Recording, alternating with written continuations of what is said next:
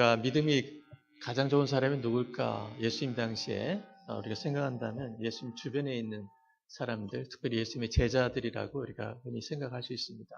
그래서 근데 의외로 예수님께서는 제자들에 대해서는 뭐라고 얘기하느냐면 마태복음 8장 26절에 보면은 믿음이 적은 자들아, 예수님이 제자들 보고 하는 얘기예요.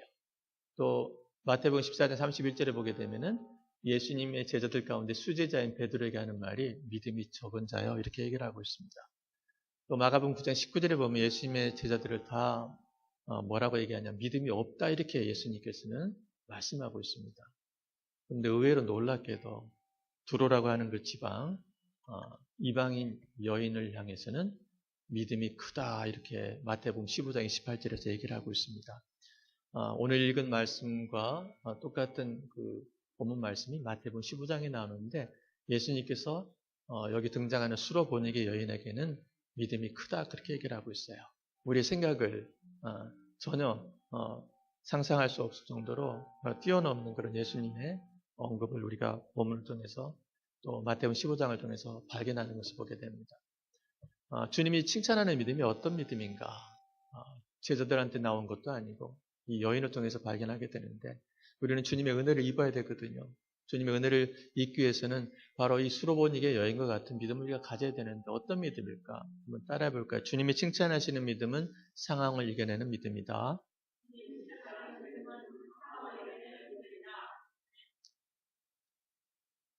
우리가 이 두로 지방에 예수님께서 오시기 전에 어떤 일이 일어났느냐 하면은 예루살렘에서 이 바리새인들과 예수님과 이렇게 논쟁이 붙습니다. 이 바리새인들이 시비를 걸어왔어요. 왜냐하면 예수님의 제자들이 손을 안 씻고 밥을 먹었어요. 그랬더니 저들이 예수님에게 공격을 하는 겁니다. 왜 당신 제자들은 왜 손을 안 씻고 먹느냐고. 유대인들의 특징은 반드시 이 밥을 먹기 전에 손을 씻습니다. 그런데 손을 안 씻은 거예요. 왜 분명히 당신들의 제자들도 유대인이 맞는데 왜 안 하느냐.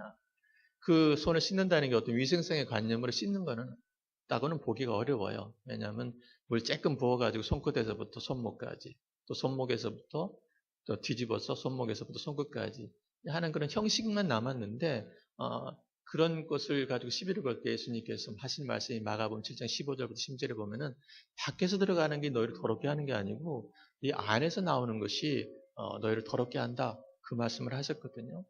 그래서 그 당시에 가장 영적으로 더러운 지역 하면은 유대인들이 가리켰던 지역이 두로라고 하는 지역입니다. 예루살렘에서 지금 이 바리새인들과 이런 그 뭐가 더러운가 문제를 가지고 얘기를 하셨는데 밖에서 들어오는 것이 더럽게 만드는 것이 아니라 어떤 환경에 의해서 더러워지는 것이 아니라 어떤 조건 때문에 더러워지는 것이 아니라 너희 마음속에서부터 이 더러움의 문제가 있다는 것을 지적해 주신 것을 보게 됩니다. 그래서 예루살렘 저들은 깨끗하다고 했지만 실제로는 저들의 마음은 더러웠거든요. 그래서 마태복음 23장에도 보면 화 있을진저 하면 이 서기관과 바리새인들의 마음속에는 썩은 송장이 들어있는 그것을 예수님께서 7번이나 지적하면서 저들에게 화 있을진저 이렇게 저주하셨던 것을 보는데요. 저들이 가장 더럽다고, 영적으로 더럽다고 얘기하는 두로 지역을 의도적으로 예수님께서는 가신 거예요. 이 두로라는 지역에서 믿음을 찾아볼 수 있겠습니까?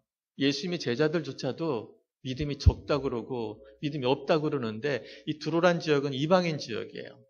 하나님도 안 믿는 사람들이 있는 지역이에요. 이 두로라고 하는 시돈이라고 하는 이것은 지금 현재 레바논 지역입니다. 예루살렘은 이스라엘이고요. 이제 이란과 이라크 사이에 시리아가 존재하고 있고 그다음에 이란, 이라크 이렇게 있는데 우리가 알다시피 여기 보면 수로보니게라고 하는 그런 여인이라고 이렇게 등장을 하고 있죠. 수로란 말은 시리아란 뜻이에요. 시리아란 뜻입니다. 그 다음에 보니게란 말은 베니게, 페니키아 아시죠? 여러분들 역사적으로 보면 페니키아라는 걸 여러분 배우셨을 거예요. 페니키아 하면 떠오르는 게 뭘까요? 알파벳 처음 만든 나라 이렇게 할 겁니다. 그래서 이 시돈과 두로가 있는 지역이 바로 이 페니키아라고 이렇게 불렀습니다. 근데 시돈과 두로라고 하는 건 쌍둥이 도시예요. 근데 여기는 놀랍게도 일부러 항구를 만든 것이 아니라 본래 자연적으로 항구의 조건을 갖춰 있는 도시입니다. 그래서 이 두로 사람들은 이 베타나 항해술이 굉장히 발달되어 있어요. 이 별자리를 가지고 기가 막히게 찾아가기 때문에 아프리카와도 교역하고 세계 전역에 교역을 하면서 불을 엄청나게 쐈던 것을 봅니다.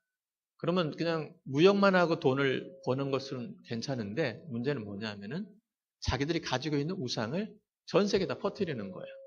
혼합 종교의 중심지가 이곳이었어요. 그러니까 이 유대인들의 입장에 볼 때는 이 두로가 영적으로 가장 더러운 지역으로 얘기를 했던 것을 보게 됩니다. 그래서 예수님도 그 얘기를 하는 거예요. 두로 시도나면 너희들 영적으로 가장 더러운 상징으로 여기는데 아니다.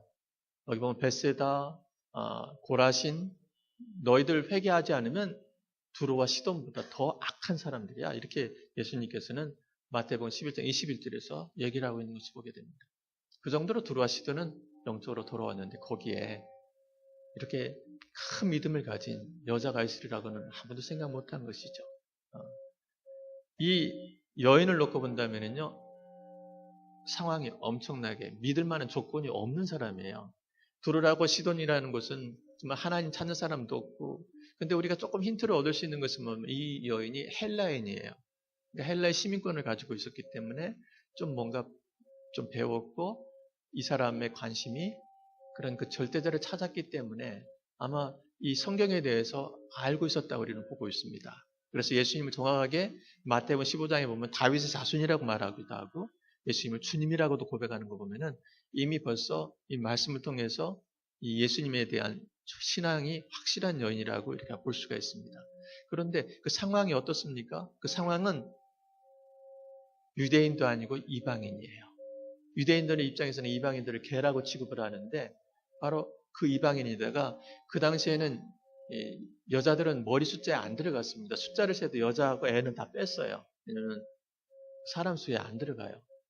그 정도로 인권이 없었던 그 당시에 여자라고 하는 이 상황에 불리한 벽이 존재하고 있었던 것을 보게 됩니다. 지금 만약에 이 예수를 만날 때 유대인 남자로 만났다면요, 이거는 당장에 예수님이 자기 보고 개라고 할 때 거기서 그냥 화내버리고 갈 수 있는 그런 상황이 되어 있어요.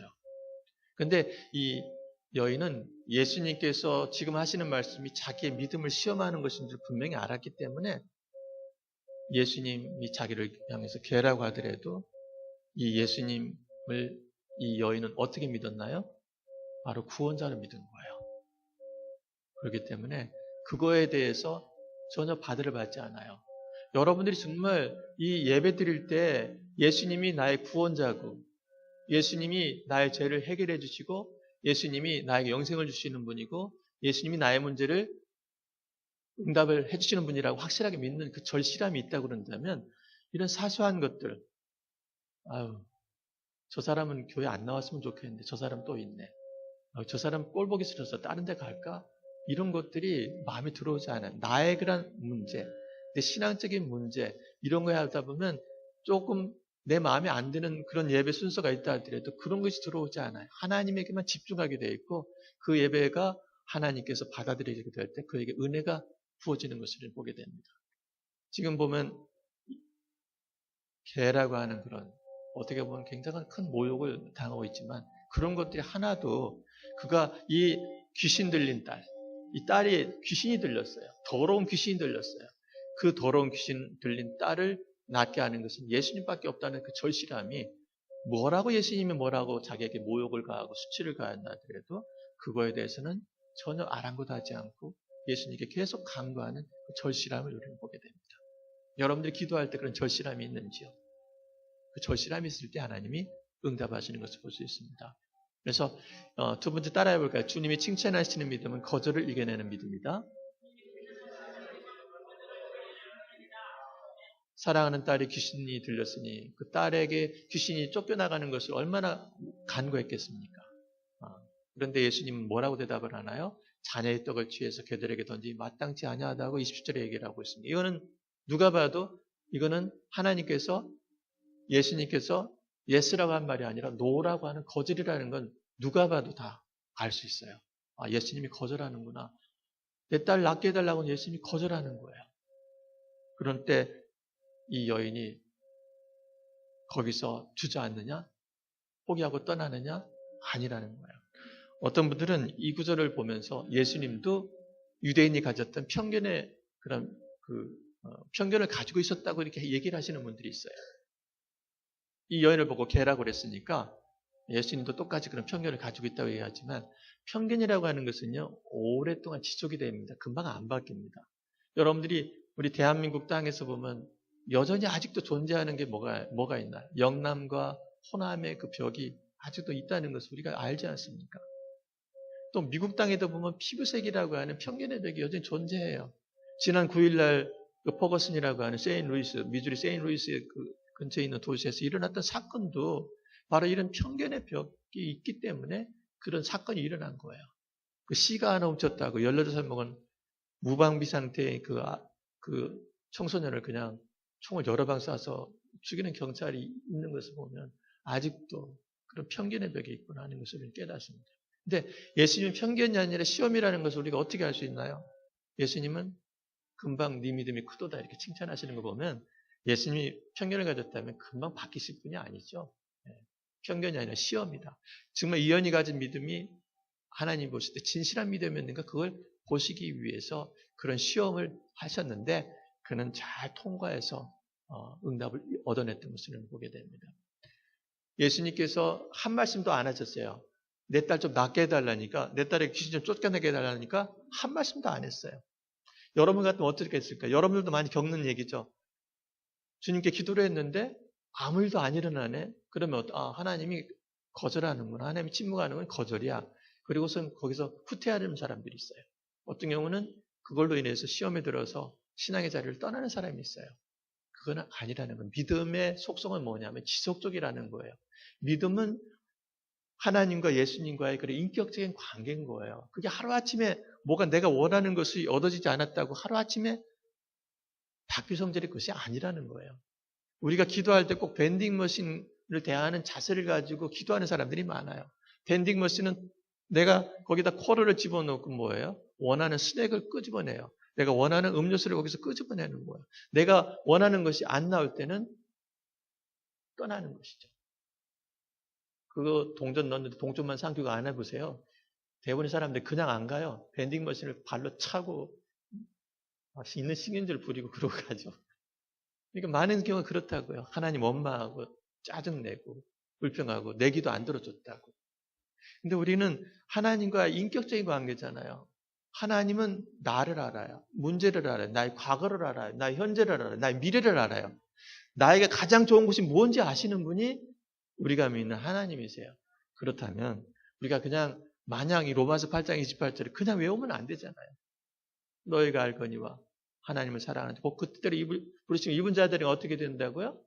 모든 것이 합력해서 선을 이루느냐. 우리는 그 말씀을 외우기는 잘하는데 어떤가요? 실제적으로 우리의 삶 가운데 이런 문제에 부닥쳤을 때는 까맣게 잊어버려요.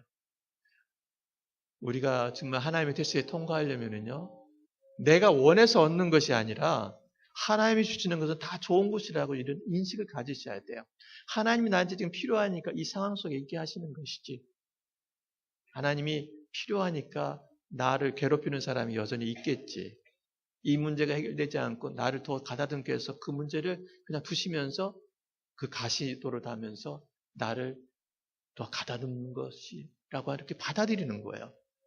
거기에서 내가 좌절하고 절망하고 원망하고 불평하고 이러는 거 화를 내는 것이 아니라 그 상황을 그렇다고 해서 자포자기하고 그냥 체념해서 받아들이는 것이 아니라 하나님의 뜻이 있을 거야 하면서 거기서 뜻을 찾아나가는 거예요. 하나님이 내가 인내가 부족하니까 인내하라고. 하나님께서 용서하는 법을 배우라고. 그 사람 품으라고. 이런 사람 붙여주고 이런 사건 가운데 나를 두는구나. 아직 끝은 아니잖아. 하나님은 결국 끝을 합력해서 선을 이루실 분이니까 알기 때문에 하나님이 주는 건 다 선한 것이야. 내가 원하는 것을 얻지 못했다고 하나님께 원망하고 불평할 것이 아니라 그 상황 속에 있는 거예요. 버티는 거예요.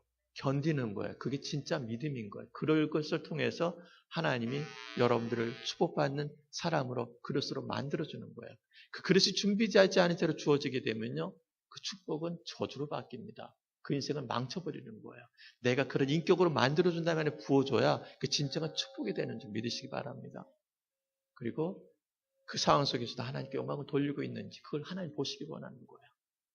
너는 나보다 돈이지? 너는 나보다 건강이었구나. 건강 금방 해결 안 해준다고. 이 문제 금방 해결해 주지 않는다고. 하나님을 이용해서, 주님을 이용해서 얻으려고 하는 것.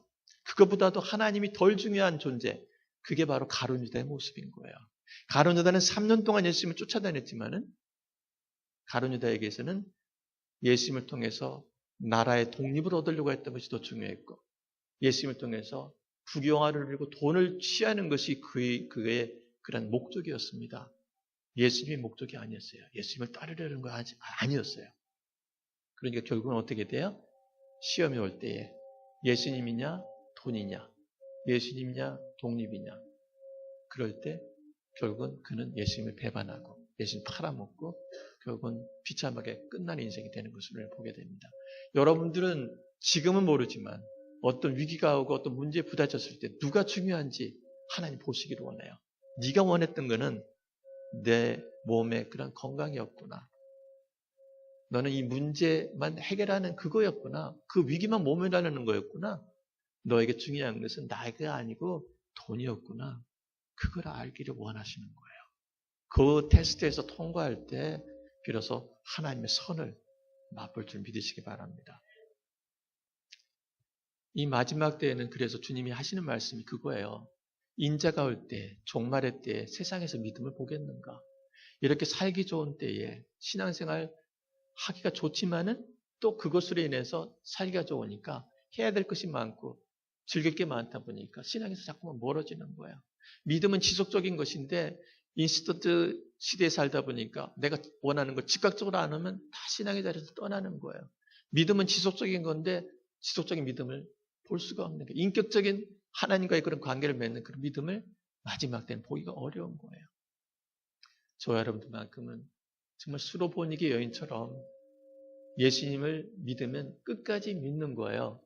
예수님께서 나를 개 취급해도 그거 아랑곳하지 않고 예수님은 구원자라는 걸 믿고 예수님을 확실하게 그분은 사랑의 하나님과 믿었기 때문에 끝까지 붙들고 가는 거예요. 그게 하나님께서 예수님 볼 때 네 믿음이 크도다 인정받는 믿음인 줄 믿으시기 바랍니다. 세 번째 따라해 볼까요? 주님이 칭찬하시는 믿음은 자존심을 이겨내는 믿음이다. 정말 이 여자 자존심 없어요. 개라고 그러는데도 뭐라고 얘기하는?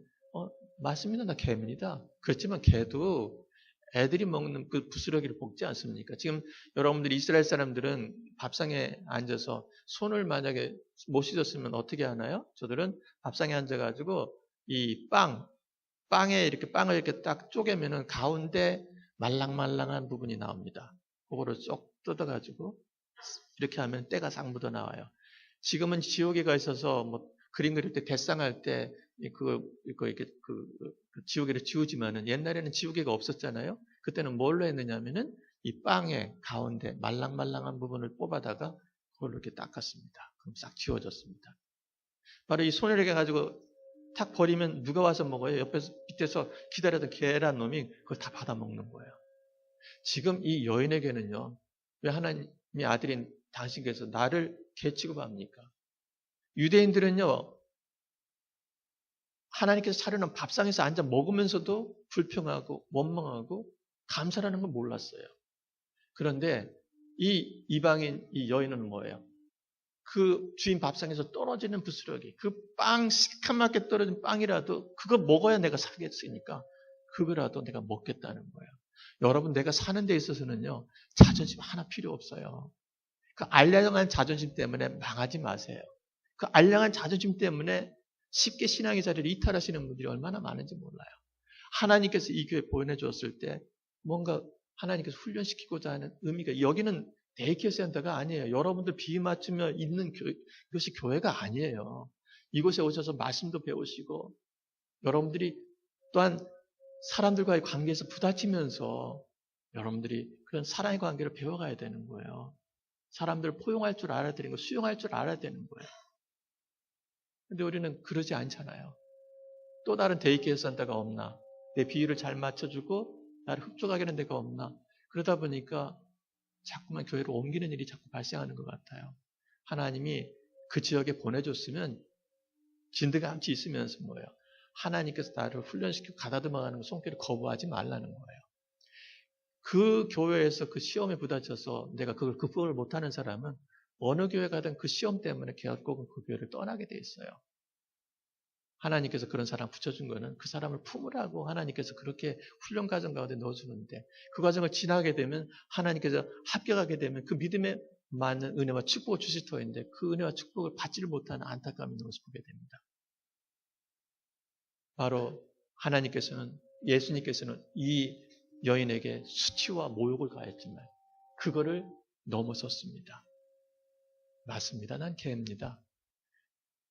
진정한 겸손은 나는 아무것도 아니라는 것을 사람들 앞에서 하나님 앞에서 나타낼 때 그게 진정한 겸손이에요. 내가 그렇지 않게 될 때는요. 이 자존심 때문에 우리는 화를 내고 싸우게 되고 그것 때문에 우리는 남을 정죄하게 돼 있어요. 우리가 남을 수용하지 못하게 될 때 결국은 우리는 남을 정죄하게 돼 있습니다. 그래서 우리가 예수님을 통해서 우리가 배워야 되는 것은 바로 그런 것들이에요. 예수님은 십자가를 지실 때 어떻게 지셨나요? 예수님은 십자가를 지셨을 때 많은 사람들이 너 하나님의 아들이잖아 내려와 침 뱉어요. 십자가에 못 박혀 해서 벌거벗고 모욕을 당하고 있어요. 그렇지만 그걸 다 수용했어요. 십자가는 호용의 자리입니다. 수용의 자리입니다. 누가 나를 욕하고 비난하고 억울해도 그걸 내가 치는 거예요. 그래서 누가복음 9장 23절이 그 말씀이거든요. 아무든지 나를 따라오려거든 나를 부인하고 자기를 부인하고 그게 예수님의 이름으로 수치와 모욕과 이런 모멸감 이런 것들을 다 받아들이라는 거예요. 그리고 날마다 제 십자가를 지고 나를 따를 것이니라. 여러분 십자가라는 것은 바로 주님의 이름을 위해서 내가 수치와 모욕과 때로는 나의 자존심까지도 알량한 자존심까지도 내려놓는 자리가 십자가의 자리인 줄 믿으시기 바랍니다. 우리는 십자가를 지고 간다면서도 우리는 그것을 수용하려고 하지 않아요. 바로 이 여인은 수용했어요. 받아들였어요. 맞습니다. 개입니다. 나 아무것도 아닌 존재예요. 그렇지만 당신의 은혜가 필요합니다. 이 여인은 딱 주님이 하는 말씀 붙든 겁니다. 자녀로 먼저 27절에 그렇게 예수님이 말하거든요. 자녀로 먼저. 여러분 예수님의 구원은 물론 유대인에게 먼저 복음을 전해요. 그렇지만 그 다음 누군가요? 이방인입니다. 사도행전 1장 8절에도 뭐라고 그래요? 성령이 너에게 임하시면 권능을 받고 예루살렘과 온 유대와 사마리아와 땅끝까지 그게 주님이 주신 말씀이거든요. 온 이방인들에게까지 복음을 전하기 먼저 유대인들에게 자녀로 먼저 이걸 딱 붙던 거예요. 맞습니다. 유대인에게 복음이 들어가고 유대인에게 구원이 들어가고 유대인에게 은혜가 들어가야죠. 그 다음에는 이방인 아닙니까? 이방인에 포함된 나도 은혜를 주세요. 예수님은 이 여인의 믿음에 감탄을 하는 겁니다. 제자들에게도 발견하지 못했던 그 믿음.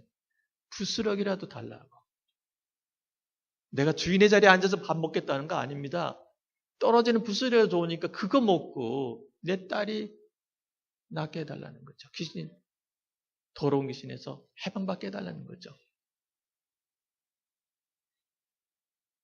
우리가 하나님 앞에 나와서 부스러기를 구하면 부스러기만 줄까요? 하나님이? 주님이? 그런 분 절대 아니에요. 그분은 유대인에게나 이방인에게나 똑같이 예수 믿으면 하나님의 자녀가 되는 권세를 주는 줄 믿으시기 바랍니다. 주님이 칭찬하는 믿음, 여러분들의 모든 불리한 상황을 이겨내는 믿음. 나는 이것 때문에 저것 때문에 불리한 조건이 오히려 예수님을 찾을 수 있다면 내 연약함이, 내 병듦이, 내가 가난하고 실패함이 오히려 하나님 앞에 더 감사할 수 있는 조건이 되는 거예요. 거절을 이겨내는 믿음, 나에게 몸을 감아주는 그런 거절을 이겨내는 그 믿음이 있어야 되는 거예요.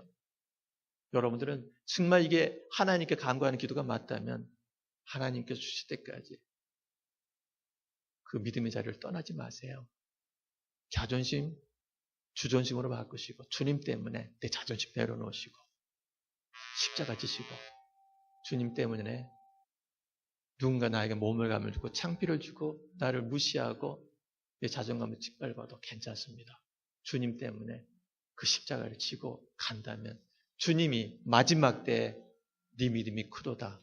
칭찬받는 그런 믿음의 소유자가 다 될 줄 믿습니다. 그러한 저와 여러분 되기를 주님의 이름으로 축원합니다.